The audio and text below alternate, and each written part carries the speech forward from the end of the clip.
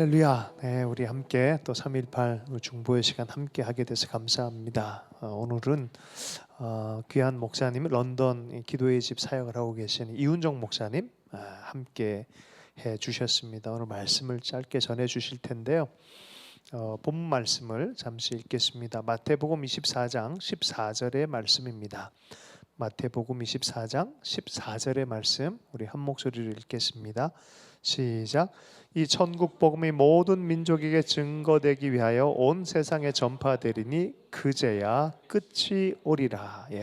그제야 끝이 오리라라는 제목으로 해서 우리 목사님께서 말씀을 전해 주실 텐데요. 파주에 중국인 공동체 사역하고 막 금방 도착했어요. 사실은 좀 여유가 필요한데 그래도 워낙에 또 주님 가지고 계신 또 이렇게 은사를 가지고 말씀을 나누실까 믿습니다. 잘 아시죠? 네, 우리 큰 사랑과 축복의 박수로 환영하도록 하겠습니다. 네. 계속 짧은 말씀 듣고 계속 기도하겠습니다. 짧다는 말씀을 계속 한 3번이나 하시길래 오늘 좀 짧게 맞춰야 되는구나 이렇게. 원래는 이제 여기에 그 드레스 코드가 뭔지 몰라서 제가 유튜브로 확인해 보니까 다 정장에 넥타이를 매시는 거예요. 사실은 제가 그렇게 준비를 해왔다가 조금 전까지 넥타이를 메고 있다가 이러다 질식하겠다 싶어서 사실은 오기 전에 문 앞에서 풀었습니다. 그런데 다시 매려고 하니까 영 자신이 없어서 그래서 이제 넥타이를 오래 못 매는 지병이 있는 사역자구나 이렇게 좀 이해를 해주셨으면 좋겠습니다. 오늘 말씀은요, 특별히 이 공동체, 이 비전을 이곳 비전을 향해서 주신 마음을 나누고자 하는 건 아니고 하나님이 이번에 한국에 다녀가는 이 여정에서 나누라고 맡기신 그 메시지가 있습니다. 그래서 그 부분을 한번 조금 빨리 나눠 보겠습니다. 마태복음 24장에 있는 말씀은 우리가 잘 아는 말씀인데 말세의 징조에 대해서 마지막에 무슨 일이 징조가 있겠습니까? 라고 제자들이 묻습니다. 그때 예수님이 대답하셨어요. 내가 그리스도라 하는 이가 나타날 것이다. 그리고 전쟁과 전쟁, 난리와 난린, 또 성도의 핍박이 있고 서로 미워하는 일이 있고 사랑이 식어지는 일이 있을 것이다. 그런데 그때도 아직 마지막은 아니다라고 말씀하셨단 말이에요. 근데 오직 한 구절에 있어서만 그제야 끝이 오리라. 마지막 때 징조가 뭡니까? 라는 물음에 여러 징조들이 있을 것이지만 아직 끝은 아니다라고 하셨어요. 근데 오직 한 말씀에 있어서만 그제야 끝이 오리라 하셨는데 오늘 읽었던 요 말씀, 이 천국 복음이 모든 민족에게 증언되기 위하여 온 세상에 전파되리니 그제야 끝이 오리라. 그래서 마지막 때의 가장 분명한 증거, 이제는 마지막이구나 하는 대표적인 증거는 천국 복음이 온 세상에 급하게 전파되는 것을 보거든. 만약 어디선가 부흥의 소식이 있고 그것이 사라지지 않고 이것이 옆으로 번져가는 것을 보거든 이제 마지막이구나라고 여기라는 거죠. 그래서 마지막 때의 가장 대표적인 징조는 열방 가운데 복음이 급하게 흘러가는 그 장면이 보이거든. 이제 끝이구나 라고 하는 이 정리를 주님이 딱 해주셨습니다. 혼란스럽지 않게. 개인적으로는 영국에서 사역을 한 지가 99년도부터니까요. 한 20년이 조금 넘었죠. 그런데 3번에 제 마음에 있어서 3번에 좀 제 귀에는 확성기로 야! 지금이야! 내가 세상을 향해 외치고 있다. 말하고 있다.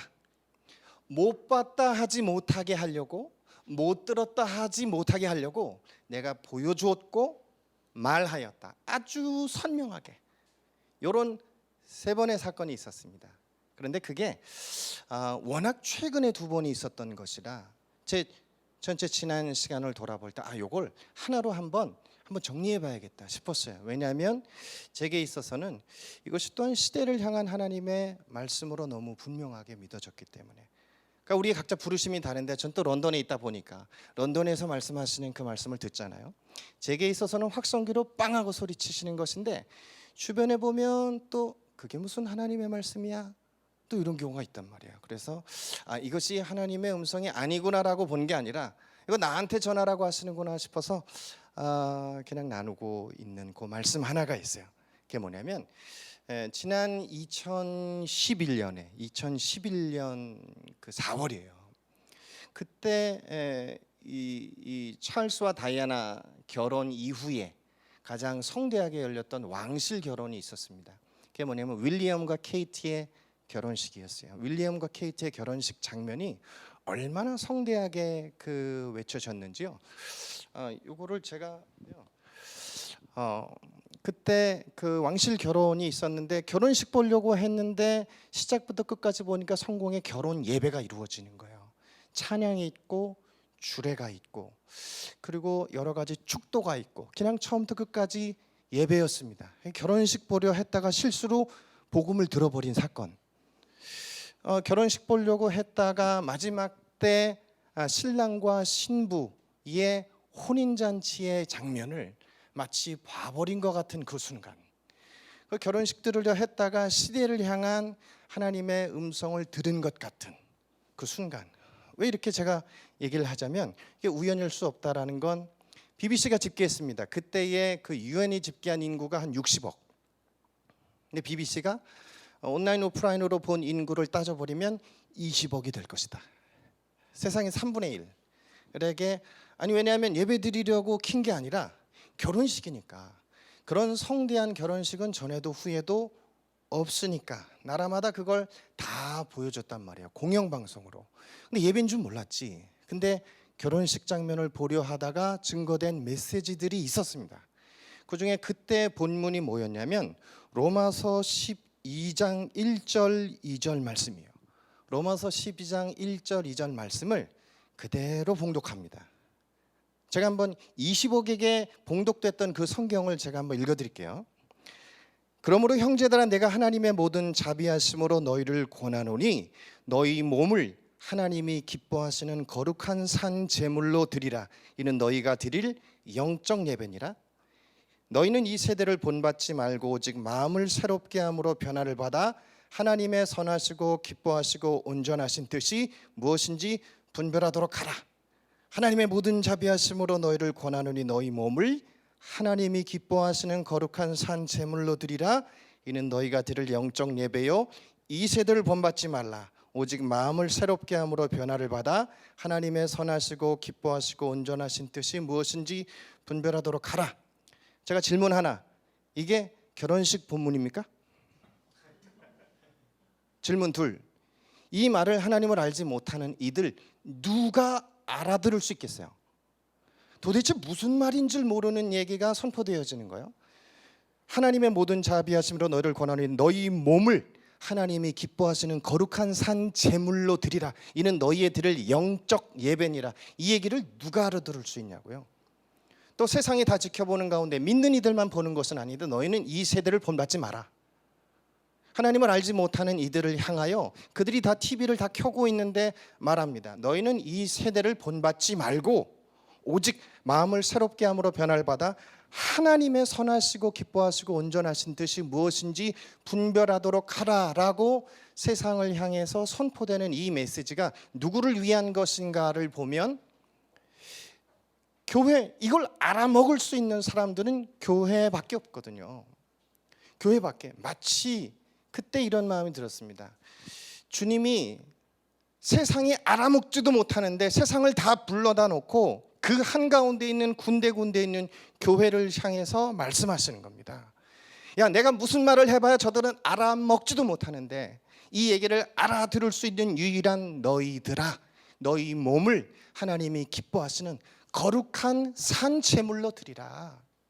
이는 너희가 드릴 영적 예배야. 너희는 야, 세상이 다 보고 있지. 그런데 너희는 이 세상을 본받지 말고, 세상은 다 그렇게 살아가지만 너희는 이 세대를 본받지 말고 하나님의 선하시고 기뻐하시고 온전하신 뜻이 무엇인지 분별하여 살아라 라는 게 본문이었습니다.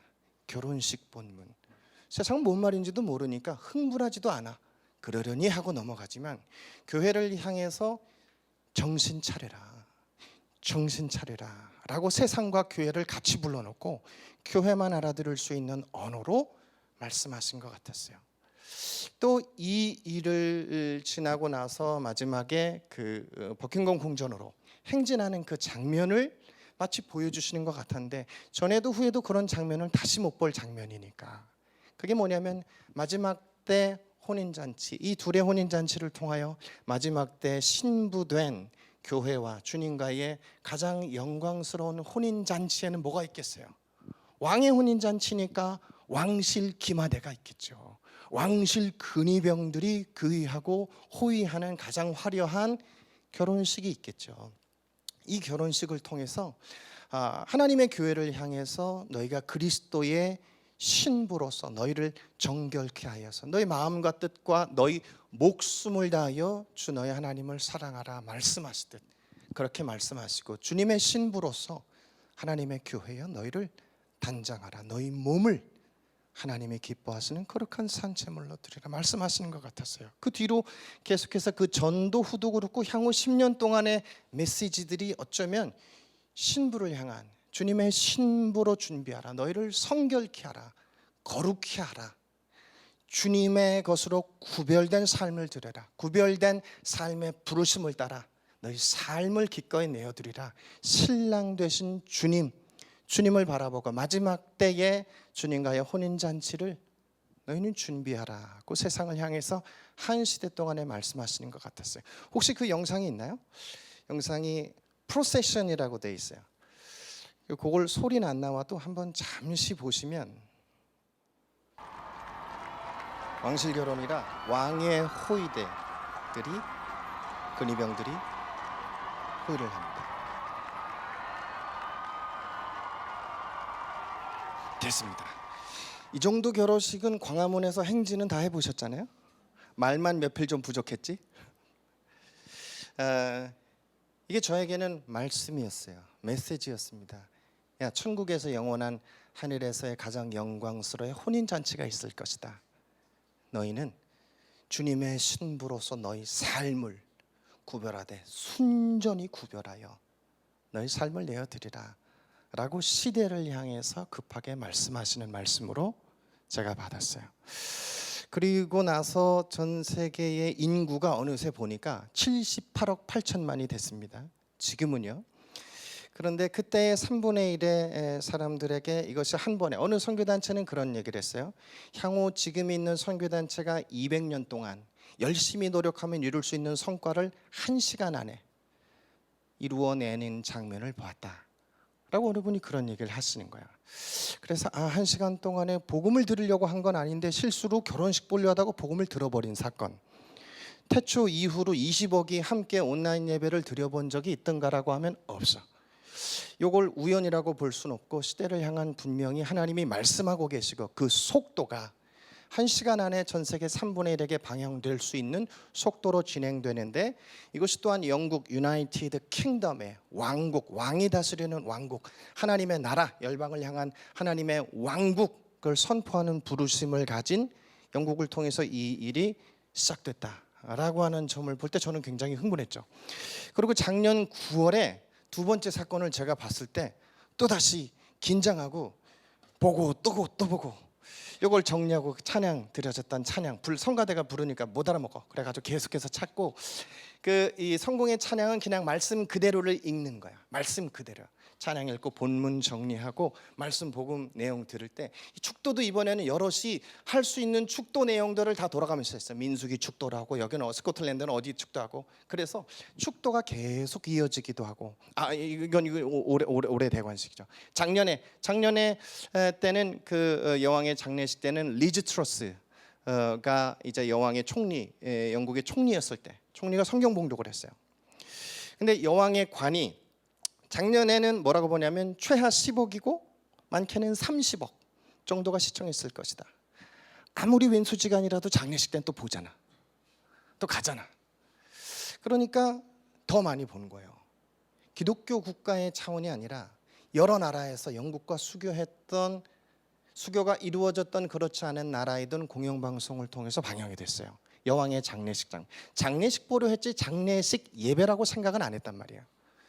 그런데 그 시작부터 마침까지 하나의 그냥 온전한 다른 거 섞이지 않은 예배가 드려졌습니다. 더 많은 30억 사람으로 봅니다.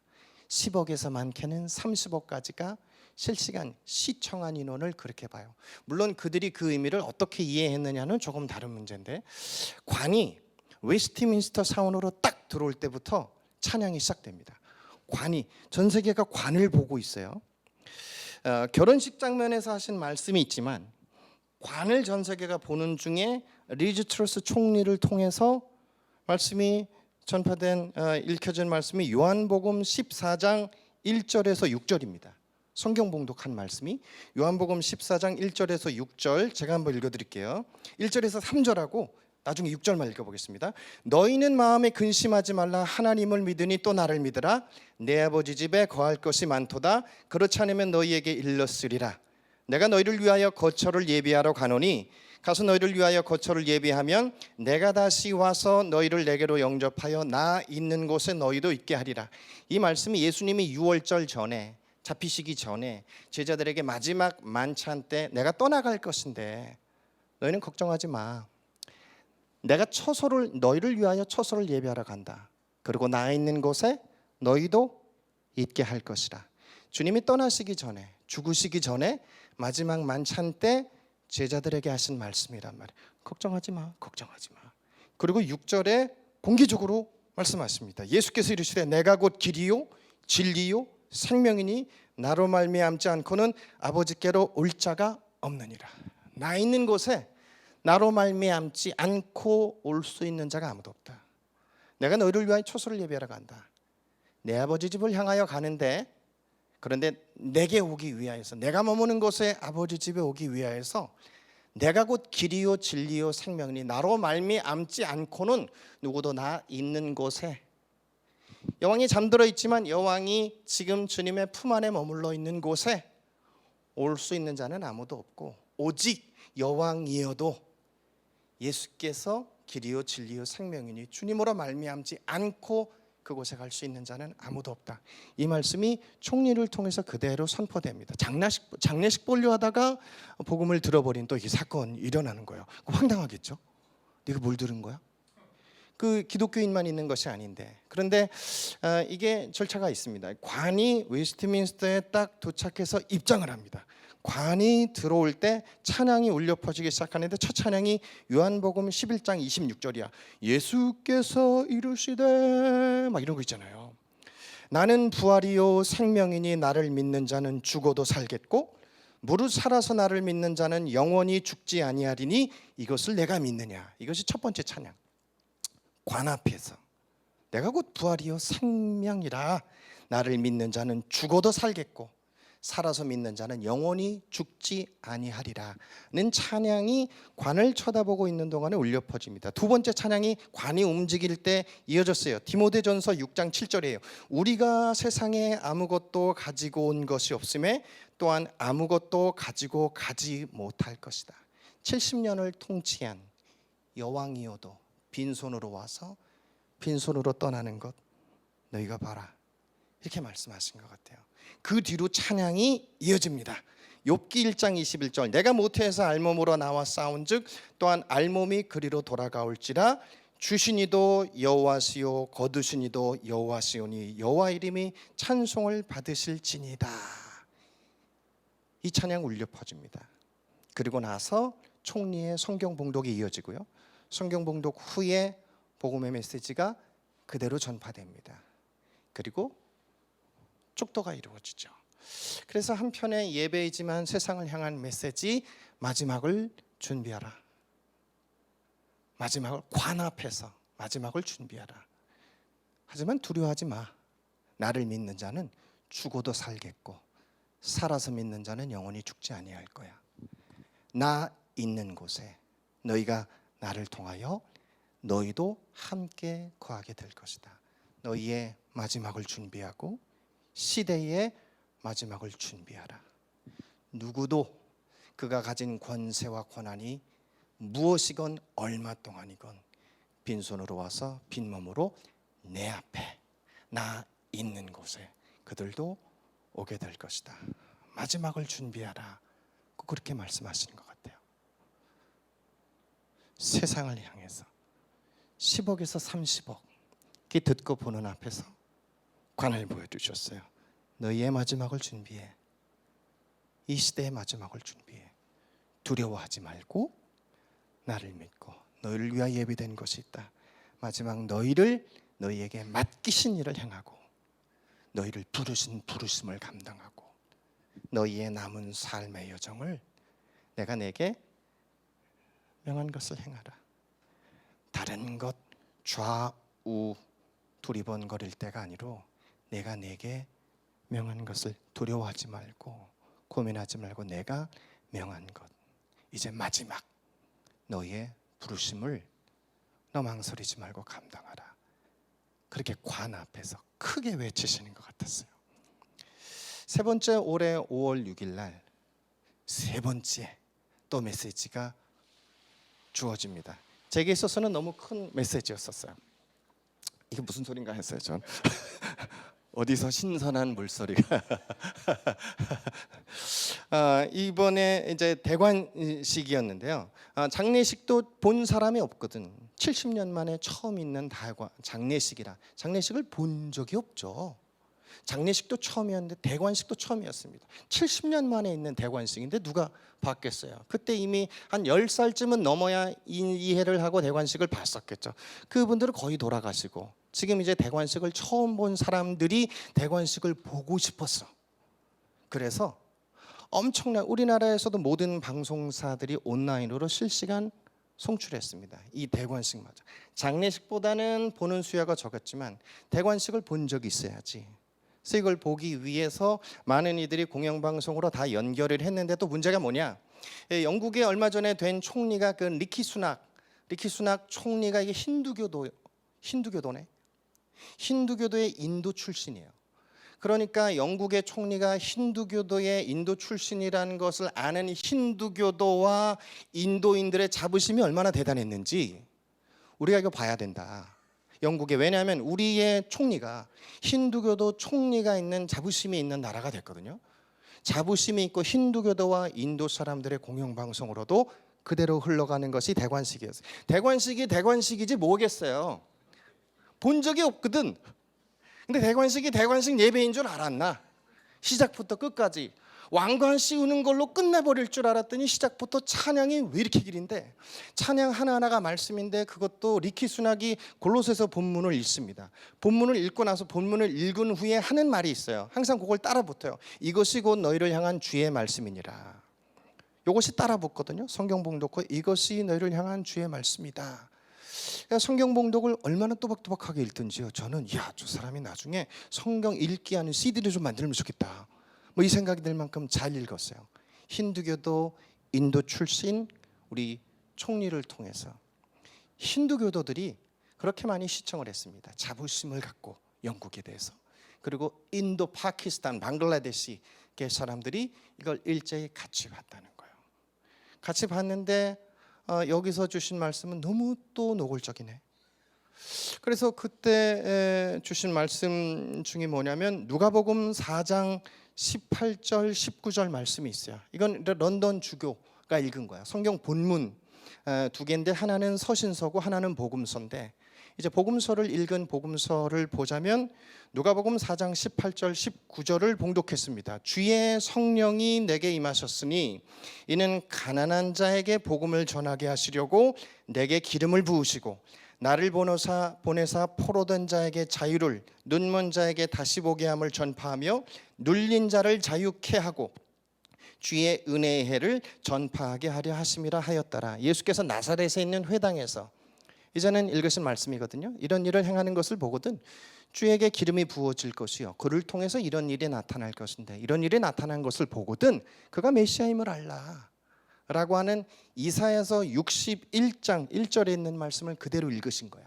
이사야 61장에 메시아가 오시면 그에게 하나님이 기름을 부어 이런 일을 행하게 하실 것인데, 이 일이 일어나는 것을 보거든 그가 그인 줄 알라.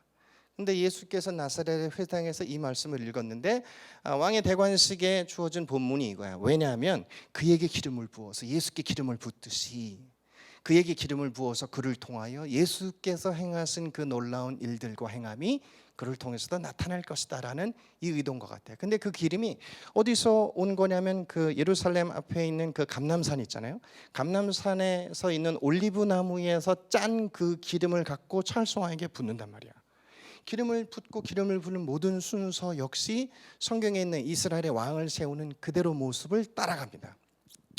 그래서 이 모습을 통해서 저는 이 찰스를 통해서 하나님 얼마나 놀라운 일을 행하실 거에 대해서는 하나도 안 들리고 이 말씀이 다르게 느껴지는 거야. 아, 주님이 기름 부음에 대해서 말씀하시는데 마지막 때에 성령을 부으실 것이다.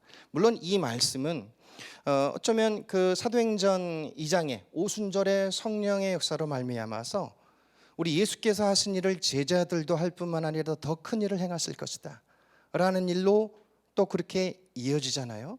그리고 요엘서 말씀으로 제 마음에는 이어졌습니다. 이건 단지 예수께서 기름 부음을 받은 주님 우리 구원자이시다라는 차원을 넘어서 요엘서 2장 28절 29절에 보면 그 후에 내가 내 영을 만민에게 부어주리니 너희 자녀들이 장래일을 말할 것이며 너희 늙은이는 꿈을 꾸며 너희 젊은이는 이상을 볼 것이며 그때 내가 또 내 영을 남종과 여종에게 부어줄 것이라.